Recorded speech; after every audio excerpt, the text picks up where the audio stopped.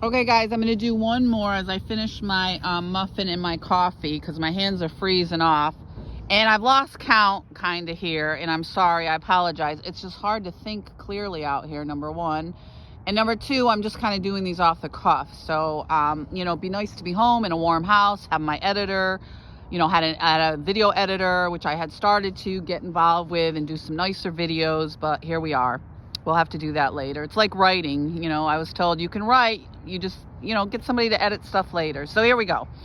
I'd like to talk about the hospitals part of this. Now, when they take you over to the hospital, they make these allegations that all of a sudden you're mentally ill because you don't have housing, which is absolutely absurd, outrageous, and it's offensive.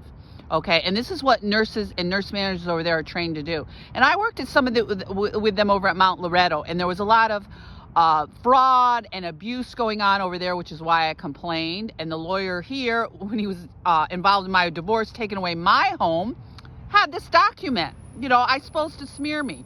But anyway, that's another story. But here we go. When you're over there, all of a sudden you're mentally ill. They try to either force you on medications because, of course, you're shocked, you're in cold, or you're depressed, or you have other issues, which I didn't. I was, I had clarity of thought. I was conscious. I knew what was going on with me. I just didn't know why. I didn't know how all this went together and why this was being done to me. Because I had worked a very long time to have housing. I grew up.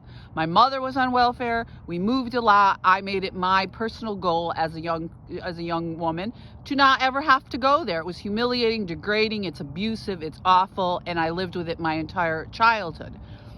So we have a hospital now that also makes everything about being homeless a pathology. So they can put you on drugs and they can put you into assisted living.